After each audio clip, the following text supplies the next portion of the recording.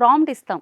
In case మనం wrong prompt ఇచ్చినట్లయితే అది కూడా అది రిసీవ్ చేసుకుని రాంగ్‌గా మనకి కన్వర్ట్ చేస్తే అంటే ఒక పాజిటివ్ కాకుండా ఒక నెగెటివ్‌గా కూడా ఇప్పుడు నెగెటివ్ ఉంటుంది, పాజిటివ్ కరెక్ట్. ఉంటుంది. అలా నెగెటివ్ కూడా ఈ ఏఐ ఉపయోగపడదు అన్న గ్యారంటీ ఏముంది? అంటే లేదండి. అది ఫస్ట్ ఎట్లా అంటే జనరేటివ్ ఏఐ అనే ఒక మనం బేసిక్‌గా ఫస్ట్ ఒక మోడల్‌ని ట్రైన్ చేస్తాం. మోడల్‌ని ట్రైన్ చేయడం ఏంటంటే ఒక చిన్న బిడ్డని పెంచడం లాంటిది. ఇప్పుడు మనం ఫర్ ఎగ్జాంపుల్ ఫస్ట్ పిల్లోళ్ళకి నేర్పిస్తున్నప్పుడు తీసుకోండి, ఏ తీసుకోండి. ఏ ఏ ఏ ఏ అని రాస్తారు. అలాగనే మోడల్‌ని ట్రైన్ చేస్తున్నప్పుడు ఆ డేటా మెల్లమెల్లగా ట్రైన్ అయితా ఉంటుంది. మేబీ ఇనిషియల్‌గా మిస్టేక్స్ జరుగుతాయి. దానికోసమే ఇప్పుడు ఎంతసేపు అందరూ జనరేటివ్ ఏఐ అంటున్నారు కానీ next down the line 2 to 3 years responsible AI అంటారండి.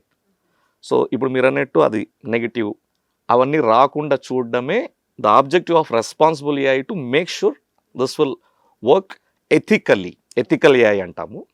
ఇప్పుడు మనం ఫర్ ఎగ్జాంపుల్ మీరు ఏదో టైప్ చేస్తారు, అది మళ్ళీ అడుగుతుంది మీకు ఆ ప్రాంప్ట్ కింద మీకు ఇచ్చిన రెస్పాన్స్ కింద ఇంప్రూవ్ చేద్దునా సంథింగ్ రైట్, దాన్ని బట్టి అది ఇంకా నేర్చుకుంటూ ఉంటుంది.